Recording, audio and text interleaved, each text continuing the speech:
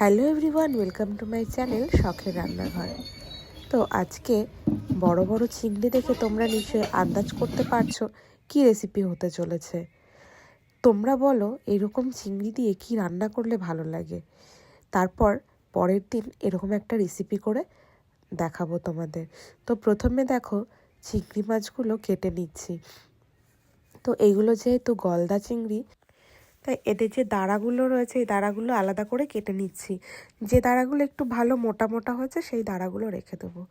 তো আজকে চিংড়ি মাছটায় মাথার যে খোসাটা ওটা রেখে দেবো, আর চিংড়ি মাছের বডিতে যে খোসাটা ফেলে দেবো। কারণ আমার কাছে মনে হয় বডির খোসাটা থাকলে ভেতরে ঠিক মশলা বা টেস্টটা ভালো ঢোকে না, তাই খোসাটা ছাড়িয়ে দিয়ে তারপরেই আমরা রান্না করি বেশিরভাগই। তো তোমরা কেমনভাবে রান্না করো অবশ্যই কিন্তু একটা কমেন্ট করে জানিও। তো আজকে চিংড়ি মাছ তো কাটাকাটি হচ্ছে, তো ভাবছি চিংড়ি মাছের মালাইকারি করব। তো তার জন্য তৈরি হয়ে নিই। প্রথমে চিংড়ি মাছগুলো ভালো করে তো ছাড়িয়ে নিয়েছি, আর মাছগুলো যাতে একটু সোজা থাকে তার জন্য একটু কাঠি গুঁজে দিচ্ছি, মানে মাছগুলো সোজা রাখার জন্য। না হলে তোমরা সবাই তো জানো চিংড়ি মাছ কড়াইতে দিলেই বাঁকা হয়ে যায়, এক জায়গায় চলে আসে। তাই এভাবে আমরা ছাড়িয়ে নিচ্ছি।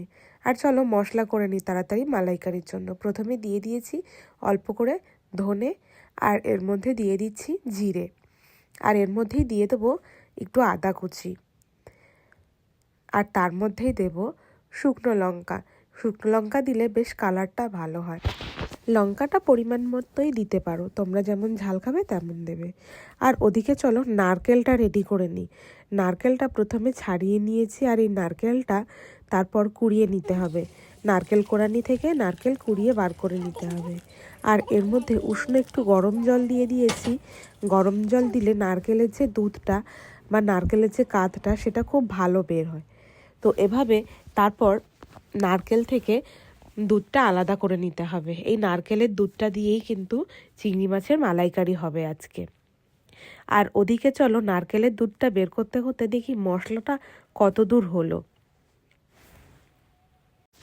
এদিকে মশলাও কিন্তু হয়ে গেছে, আর পুরো হয়নি কিন্তু, এর মধ্যে একটু পোস্ত দিতে হবে। পোস্ত ছাড়া কিন্তু চিংড়ি মাছের মালাইকারির কথা ভাবাই যায় না। পোস্ত দিয়ে আর একটু ঘুরিয়ে নেব। আর এদিকে তাড়াতাড়ি চিংড়ি মাছগুলো ভেজে নিই, কারণ এতগুলো মাছ ভাজতেও সময় লাগবে। তাই একটু লবণ আর হলুদ মাখিয়ে চিংড়ি মাছগুলো ভেজে নেব।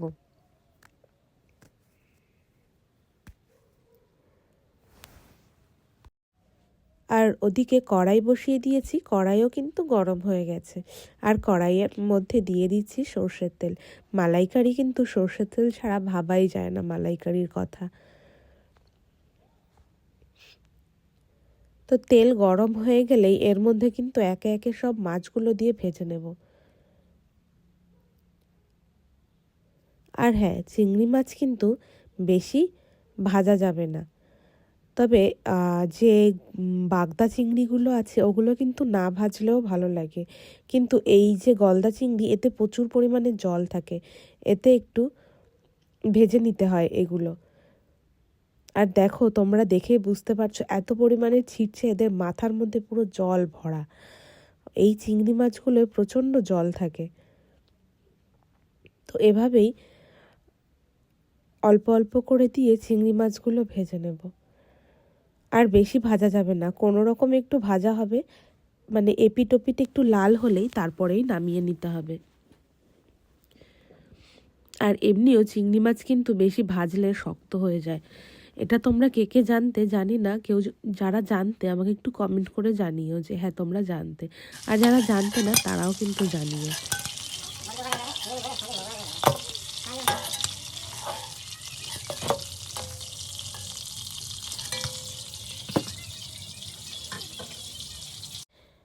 আর বাকি যে মাছগুলো ছিল সেইগুলো এই একই রকমভাবে ভেজে নিতে হবে।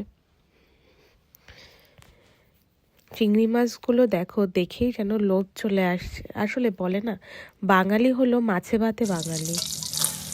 আবার এদিকে দেখো যে দাঁড়াগুলো রেখেছিলাম, ওই দাঁড়াগুলো একটু হালকা একটু ভেজে দিই, কারণ সবগুলোই ভাজলাম যখন, এগুলো আর কি দোষ করলো, তাই না? এগুলো হালকা একটু নেড়ে চেড়ে ভেজে নিলাম। এবার ওই তেলের মধ্যে, কড়াইতে ওই তেলের মধ্যে দিয়ে দিচ্ছি আরেকটু তেল, পরিমাণ মতো আরেকটু তেল দিয়ে এর মধ্যে দিয়ে দেব জিরে ফোড়ন। জিরে ফোড়ন দিয়ে যে মশলাটা করে রেখেছিলাম সেই মশলার পেস্টটা এখন দিয়ে দেব, দিয়ে বেশ ভালোভাবে মশলাটা কষিয়ে নেব।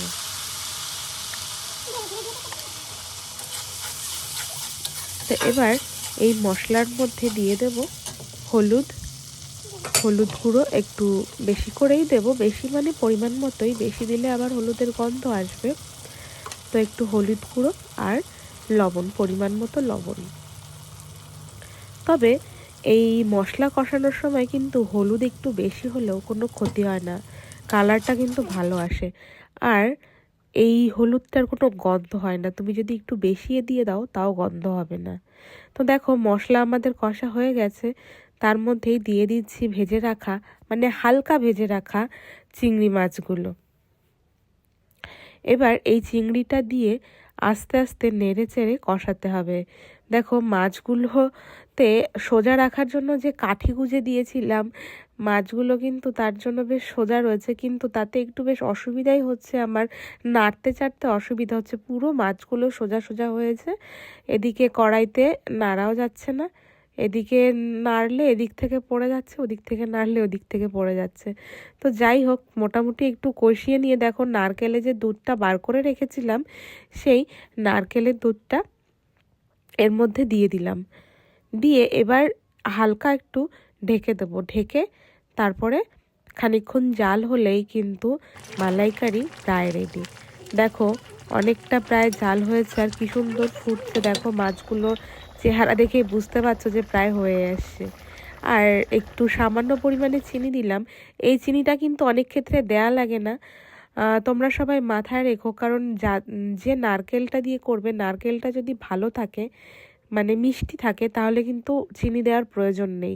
আমরা যে নারকেলটা দিয়ে করেছি এটায় মিষ্টিটা কম ছিল, তার জন্য একটু সামান্য পরিমাণ চিনি দিলাম। আর দেখো লাস্টে কি দিলাম, ওটা দিলাম গরম মশলা। একটু গরম মশলা না দিলে তো হবেই না, সামান্য একটু গরম মশলা বেটে দিয়ে দিয়েছি। আর এবার নামিয়েও নেব। আর দেখো আমাদের মালাইকারি কিন্তু রেডি। তো আজকের রেসিপিটা যদি ভালো লেগে থাকে অবশ্যই তোমরা একটু লাইক, কমেন্ট, শেয়ার অ্যান্ড এখনও যারা যারা সাবস্ক্রাইব করোনি সাবস্ক্রাইব করে দিও। আর সাবস্ক্রাইব করলে কিন্তু এরকম বেশ লোভনীয় খাবারের রেসিপি বা লোভনীয় বাঙালি রেসিপি দেখতে পাবে তোমরা সবাই। তো আজকের ভিডিও এই পর্যন্তই, সবাই ভালো থেকো, টাটা।